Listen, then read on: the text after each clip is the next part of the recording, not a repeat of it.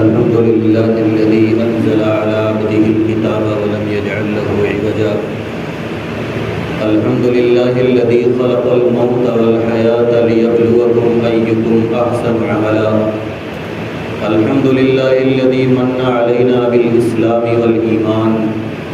الحمد لله الذي من علينا بسيد الإنس والجان الحمد لله الذي من علينا بخاتم النبيين والصلاة والسلام على سيد الأنبياء والمرسلين وعلى آله وأصحابه أجمعين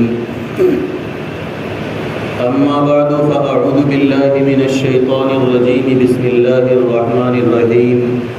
ولله على الناس حج البيت من استطاع إليه سبيلا ومن كفر فإن الله غني عن العالمين وعن أبي هريرة رضي الله تعالى عنه قال سئل النبي صلى الله عليه وسلم أي الأعمال أفضل قال إيمان بالله ورسوله قيل ثم ماذا قال جهاد في سبيل الله قيل ثم ماذا قال حج مبرور وعنه رضي الله تعالى عنه قال قال النبي صلى الله عليه وسلم من حج فلم يرفث ولم يفسق رجع كيوم ولدته أمه وعن أبي أمامة رضي الله تعالى عنه قال قال النبي صلى الله عليه وسلم من لم يمنعه من الحج حاجة ظاهرة أو سلطان جائر أو مرض حابس فمات ولم يحج فليمت إن شاء يهوديا وإن شاء نصرانيا أو كما قال عليه الصلاة والسلام صدق الله العظيم وصدق رسوله النبي الكريم ونحن على ذلك من الشاهدين والشاكرين والحمد لله رب العالمین۔ محترم بھائیوں، دوستوں اور بزرگوں، رمضان المبارک کا مہینہ جیسے ہی ختم ہوتا ہے اور شوال کا مہینہ شروع ہوتا ہے تو اسی وقت سے حج کے مہینے شروع ہو جاتے ہیں۔ حج اگرچہ ذی الحجہ کے مہینے میں ہوتا ہے، لیکن حج کا جو وقت ہے اور حج کے جو مہینے ہیں وہ شوال کی پہلی تاریخ سے ہی شروع ہو جاتے ہیں۔ اور وقت کے شروع ہونے سے مراد یہ ہے کہ شوال کا مہینہ شروع ہوتے ہی یا اس کے بعد اگر کوئی حج کا احرام باندھ کر نکلنا چاہے تو اس کے لیے احرام باندھنا جائز ہو جاتا ہے۔ حج دین اسلام کے ان فرائض اور ان ارکان میں سے ہے جن پر اسلام کی بنیاد ہے۔ اللہ کے نبی سرکار دو عالم صلی اللہ علیہ وسلم کا ارشاد ہے بنی الاسلام علی خمس شہادت اللہ الہ الا اللہ وان محمد رسول اللہ واقام الصلاۃ وایتاء الزکاۃ والحج وصوم رمضان کہ اسلام کی بنیاد 5 چیزوں پر ہے۔ نمبر 1 توحید و رسالت کی گواہی دینا، نمبر 2 نماز قائم کرنا، نمبر 3 اگر اللہ نے مال دیا ہے تو مال کی زکوٰۃ ادا کرنا، نمبر 4 اگر اللہ تبارک و تعالیٰ نے گنجائش اور استطاعت دی ہے تو حج کا فریضہ ادا کرنا، نمبر 5 رمضان کے مہینے کے روزے رکھنا۔ تو حج اسلام کے بنیادی فرائض میں سے اور بنیادی ارکان میں سے ہے، اور حج کا ثبوت قرآن کریم اور نبی اکرم صلی اللہ علیہ وسلم کی احادیث متواترہ سے ہے۔ یہی وجہ ہے کہ ہر صاحب استطاعت مسلمان پر حج کرنا فرض ہے، اور اگر کوئی حج کا انکار کرے، یہ کہے کہ حج کوئی اسلام کا فرض نہیں ہے تو وہ کافر ہو جائے گا، اور اگر کوئی حج کا انکار تو نہیں کرتا ہے لیکن حج فرض ہے پھر بھی نہیں کرتا ہے تو وہ بہت بڑا گنہگار ہے۔ اور اسی وجہ سے اللہ تبارک و تعالیٰ نے قرآن کریم میں اور نبی اکرم صلی اللہ علیہ وسلم نے احادیث میں حج کی فرضیت، حج کی اہمیت اور حج کی فضیلت بڑی تفصیل کے ساتھ اور وضاحت کے ساتھ بیان فرمائی ہے۔ اللہ نے قرآن کریم میں فرمایا وَلِلَّهِ حج البیت من استطاع الیہ سبیلا، کہ جس کے پاس گنجائش ہو، استطاعت ہو حج کرنے کی، تو اس پر اللہ کے لیے خانہ کعبہ کا حج کرنا ضروری ہے۔ ومن کفر فإن اللہ غنی عن العالمین،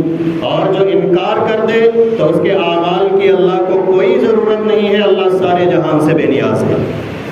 اور اگر کوئی استطاعت رکھتے ہوئے، گنجائش ہوتے ہوئے حج نہ کرے تو اللہ کے نبی صلی اللہ علیہ وسلم نے اس کے بارے میں فرمایا من لم یمنعہ من الحج حاجت ظاہرہ او سلطان جائر او مرض حابس فمات ولم یحج فلیمت ان شاء یہودیا وان شاء نصرانیا، کہ اگر کسی کو حج کرنے سے کوئی ظاہری ضرورت بھی نہیں روک رہی ہے، یعنی اس کے پاس گنجائش بھی ہے، استطاعت بھی ہے،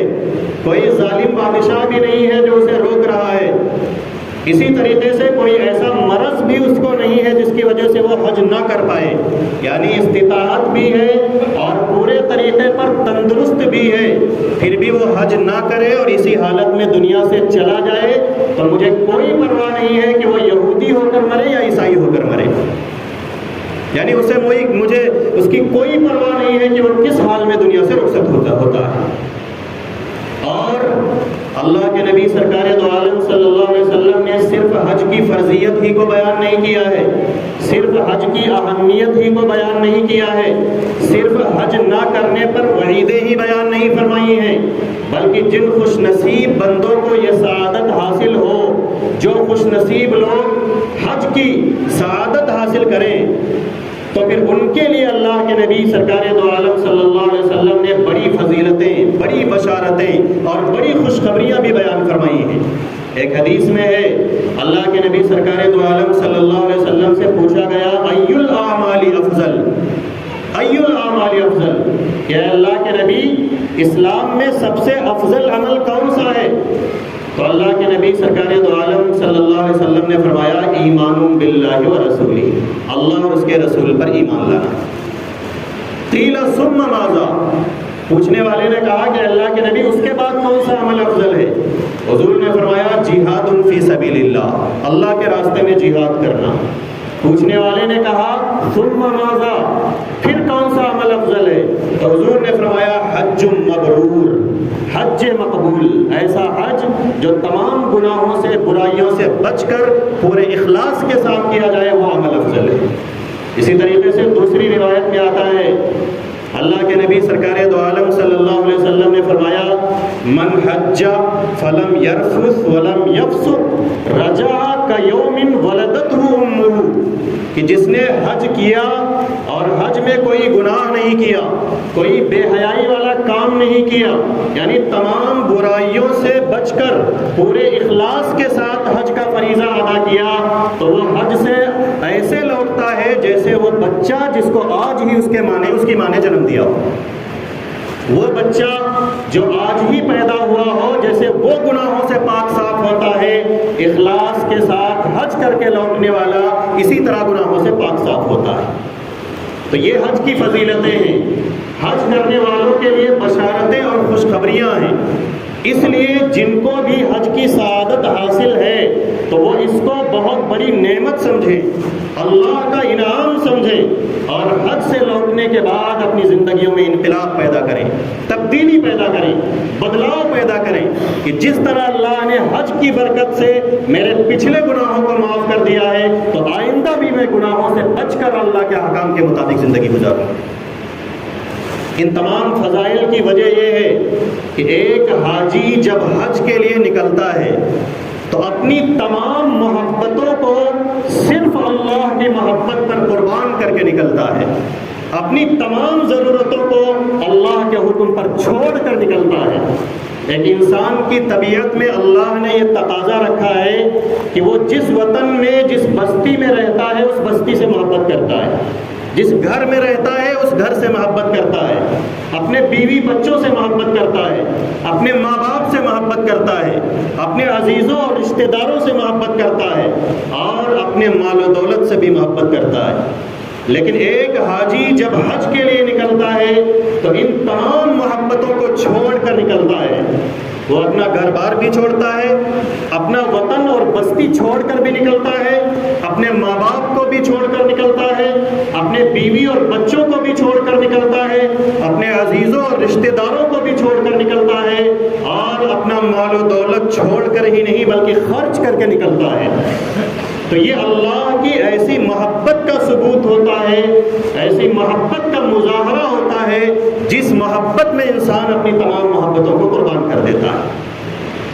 اور ایک حاجی حج کے لیے جب نکلتا ہے تو اللہ سے عشق اور اللہ سے محبت کا مکمل مظاہرہ کرتا ہے. ایک عاشق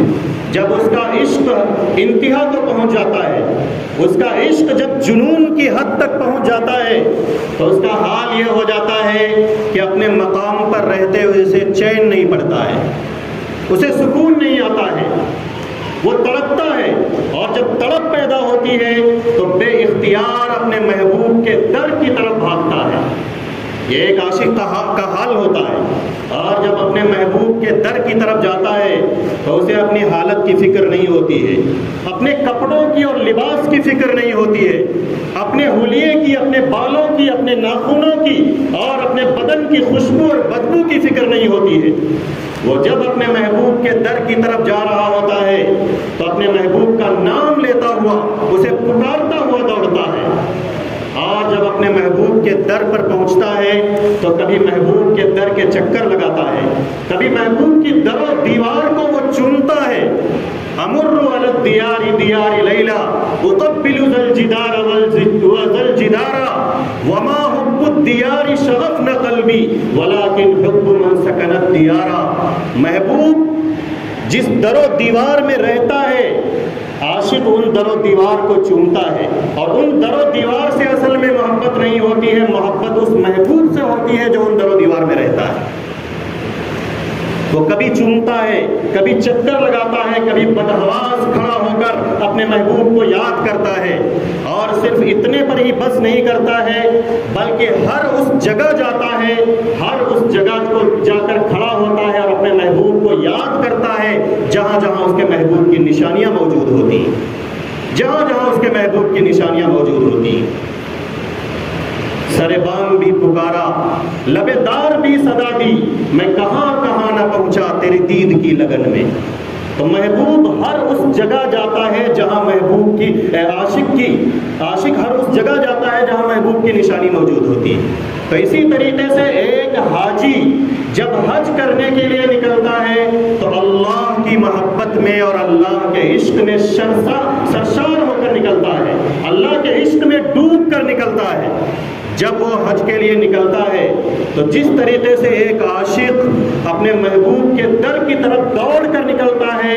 تو وہ بھی دور دراز کا سفر طے کر کے اللہ کے مقدس گھر کی زیارت کے لیے نکلتا ہے. ایک عاشق جب اپنے محبوب کے در کی طرف جاتا ہے تو جس طرح اسے اپنی لباس کی فکر نہیں ہوتی ہے، اپنے حلیے کی اور اپنی شکل و صورت کی فکر نہیں ہوتی ہے،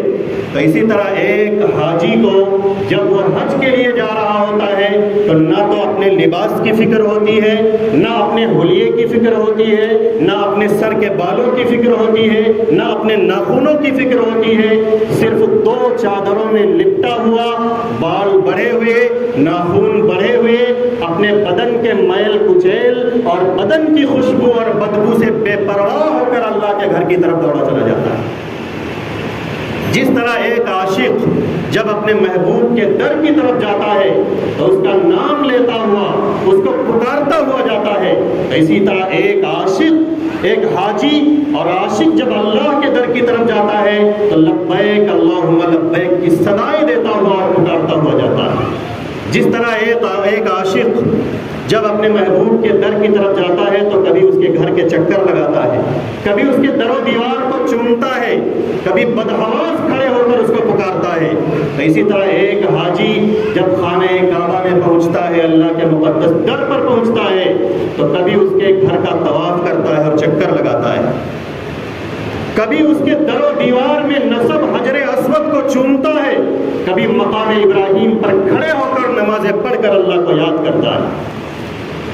جس طریقے سے ایک عاشق محبوب کے شوق میں کبھی دوڑتا ہے، کبھی اس کے ادب میں دھیرے چلتا ہے۔ اسی طریقے سے ایک حاجی جب اللہ کے در پر پہنچتا ہے تو صفا اور مروہ پر جا کر کبھی دوڑتا ہے، کبھی دھیرے چلتا ہے۔ جس طریقے سے ایک عاشق جب محبوب کے در پر پہنچتا ہے تو جہاں جہاں محبوب کی نشانی موجود ہوتی ہے ہر اس جگہ پر جا کر حاضر ہوتا ہے اور اپنے محبوب کو یاد کرتا ہے۔ اسی طریقے سے ایک حاجی جب وہاں پہنچتا ہے تو جہاں جہاں اللہ کے عشق کی نشانیاں موجود ہیں ہر اس جگہ پر جا کر اللہ کو یاد کرتا ہے۔ وہ کبھی مکے میں ہوتا ہے، کبھی مینا میں جاتا ہے، کبھی مزدلفہ میں حاضر ہوتا ہے، کبھی عرفہ میں جاتا ہے، کبھی عرفہ سے لوٹ کر پھر مزدلفہ آتا ہے، کبھی دوبارہ مینا میں آتا ہے، کبھی صفا اور مروہ پر جاتا ہے۔ جہاں جہاں اللہ کے عاشقوں کی اور اللہ کے عشق کی نشانیاں موجود ہیں ہر اس جگہ پر جا کر حاجی حاضر ہوتا ہے۔ میری نگاہ نے جھک جھک کے کر دیے سجدے، جہاں جہاں سے تقاضائے حسن یار ہوا۔ تو یہ حج جو ہے اللہ کے عشق کا مکمل مظاہرہ ہوتا ہے، اور ایک حاجی اللہ کی محبت میں بالکل ڈوب کر اور سرشار ہو کر حج کرتا ہے۔ تو اللہ تبارک و تعالیٰ نے جس مسلمان کو بھی گنجائش عطا کی ہو، استطاعت دی ہو، تو اسے چاہیے کہ وہ حج کا فریضہ ادا کرے۔ ہم میں سے بہت سے لوگ اس انتظار میں رہتے ہیں کہ ابھی تو پوری عمر پڑی ہے، جب ہم بوڑھے ہو جائیں گے تو حج کر لیں گے۔ یاد رکھیے کہ حج صرف بڑھاپے میں فرض نہیں ہوتا ہے، بلکہ حج کی فرضیت کا وقت وہ ہوتا ہے جب اللہ گنجائش دے دے۔ اللہ کے نبی نے فرمایا کہ جب حج فرض ہو جائے تو حج کرنے میں جلدی کرو، کیونکہ پتہ نہیں کون سا حال تمہیں پیش آ جاتا ہے اور حج کرنے سے روک دیتا ہے۔ نہ جانے کون سا مرض پیش آ جائے، نہ جانے کون سے حالات پیش آ جائیں، اور ہو سکتا ہے موت ہی آ جائے اور تم حج کرنے سے محروم رہ جاؤ۔ اس لیے حج کرنے میں جلدی کرو۔ اور جب ہم حج کریں تو ہمیں چاہیے کہ حج اس طریقے پر کریں جس طریقے پر شریعت میں حج کرنے کا حکم آیا ہے، جسے حج مبرور کہا گیا ہے، حج مقبول کہا گیا ہے۔ حج مبرور اور حج مقبول وہی ہوتا ہے جو تمام گناہوں سے بچ کر، تمام بے حیائیوں سے بچ کر، ہر قسم کی ریاکاری اور دکھاوے سے بچ کر پورے اخلاص کے ساتھ صرف اللہ کو راضی کرنے کے لیے کیا جائے۔ اور اس کی علامت یہ ہوتی ہے کہ جب حاجی حج کر کے واپس آ گیا ہے تو اگر اس کی زندگی میں انقلاب آیا ہے، بدلاؤ آیا ہے، تبدیلی آئی ہے، پہلے نمازیں نہیں پڑھتا تھا، حج کرنے کے بعد نمازوں کی پابندی کرنے لگا ہے، پہلے گناہوں میں مبتلا رہتا تھا، حج کرنے کے بعد گناہوں سے اور خرافات سے باز آ گیا ہے، پہلے صدقہ اور خیرات نہیں کرتا تھا، جب سے حج کر کے آیا ہے تو صدقہ اور خیرات کی طرف متوجہ ہوا ہے، یعنی اس کی زندگی میں تبدیلی آ گئی ہے، زندگی شریعت کے مطابق گزرنے والی بن گئی ہے، تب تو سمجھو اس کا حج مقبول ہوا ہے، اس کے گناہ معاف ہوئے۔ اور اگر حج کرنے کے بعد بھی ذرہ برابر فرق نہیں آیا ہے تو سمجھو یہ وہ حج نہیں ہے جس کا شریعت میں حکم دیا گیا ہے۔ فریضہ تو ادا ہو گیا لیکن حج کی جو تاثیر پائی جانی چاہیے تھی وہ تاثیر پائی نہیں گئی۔ تو اللہ سے دعا کیجیے کہ اللہ تبارک و تعالی ہم سب کو حج مقبول کی توفیق عطا فرمائے۔ بار بار اللہ اپنے مقدس گھر کی اور اپنے محبوب کے در کی زیارت نصیب فرمائے۔ یہ چونکہ حج کے ایام چل رہے ہیں، یعنی حج کا وقت چل رہا ہے، اس لیے میں نے یہ بات عرض کی، اور میں نے بتایا کہ حج اگرچہ ذو الحجہ کے مہینے میں ہوتا ہے لیکن اس کا وقت جو ہے شوال کی پہلی تاریخ سے شروع ہو جاتا ہے۔ شروع ہونے کا مطلب یہ ہے کہ اگر کوئی احرام باندھ کر نکلنا چاہے تو شوال کی پہلی تاریخ ہی سے احرام باندھ کر نکل سکتا ہے، اس کے لیے نکلنا جائز ہو جاتا ہے۔ حج اگرچہ بعد میں جا کر ادا ہوگا۔ اللہ تبارک و تعالی ہم سب کو عمل کی توفیق عطا فرمائے۔ وآخر دعوانا ان الحمد للہ رب العالمین۔